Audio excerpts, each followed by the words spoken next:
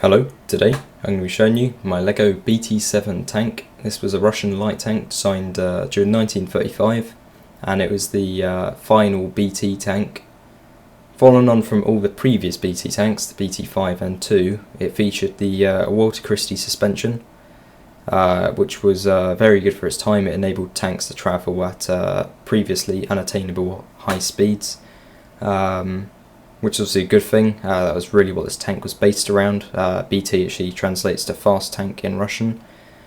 So that was obviously one of the main features of this tank. Following on from that with the suspension system, there was a very sort of unique system that the BT tanks had, and that was the track and wheel system. This meant that you could take the tracks off after about 30-minute modification. You could drive this thing without any tracks. You could just drive on the wheels. So that was kind of a neat feature, not really for combat purposes, but just for transport, saves on track wear and all that. So it's quite a neat feature though.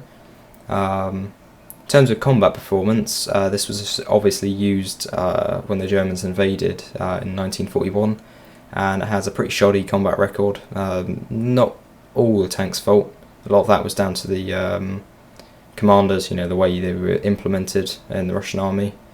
The tank itself was pretty decent. It was very fast and had a potent 45mm gun, but the armour was pretty thin on it. I think it was about 22mm at its thickest. So it wasn't particularly great armour.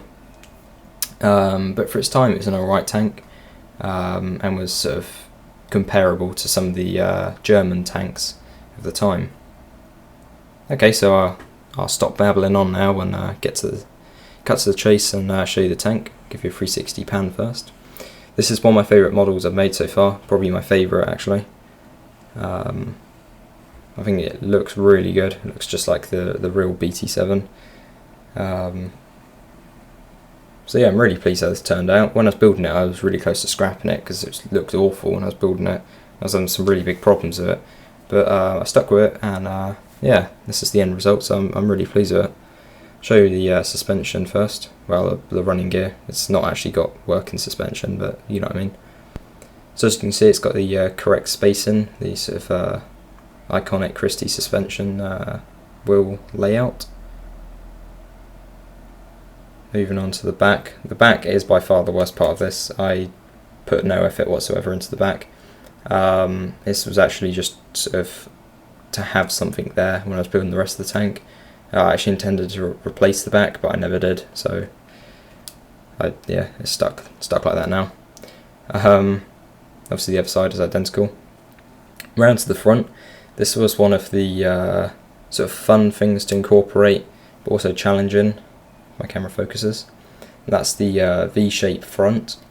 It's very iconic to the Christie and BT series. And then it's got the sort of weird connection for the front idler wheel.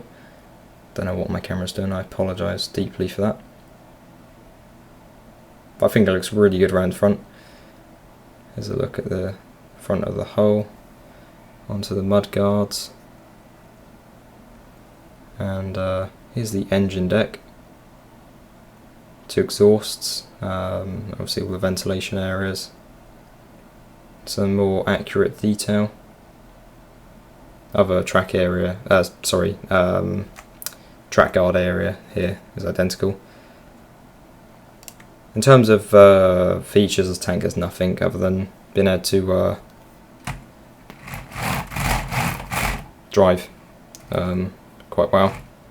Tracks do move very nicely, and all the wheels do, so you can whiz it across even smooth surfaces like my desk. So that's, I suppose, some feature of some sort. Here's the turret. Once again, this tank is very basic. It's really a visual model, but I was thinking of adding hatches, but it would just take away from the looks, and to be honest, I was so pleased with how it looked, I just didn't want to spoil it. So it's got the two hatches. Two round hatches. This was nicknamed Mickey Mouse by the German troops apparently, because when the hatches come up, they come up forwards, so it looked like the ears, from Mickey Mouse and all that. You've got two, I suppose they're periscopes. These two little things coming up there. Rear of the turret, And that really is it, other than the turret rotating. That really is it. It's just a visual model, but I think it looks really nice. I'll show you what it looks like a minifigure. So as you can see, even from this poor angle, you can see it's really well in scale with minifigure, so I'm really pleased with that. But yeah, that's pretty much it. I apologise for not posting a video in ages. I've had this one sort of in the works for a while, then I've been busy the last few days, so I've not been able to record a video. So I finally got around to recording one, obviously, as you wouldn't be watching this.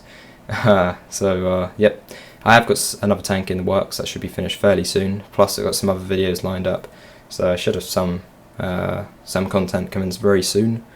So yeah, that's pretty much it. So if you enjoyed this video, please do leave a like and a comment, and thank you very much for the 1.3k subscribers. That is really awesome. So I think I've got like 300,000 total video views now, so that's really awesome as well. So you know, thank you for that. And yeah, that's pretty much it. So have a wonderful day.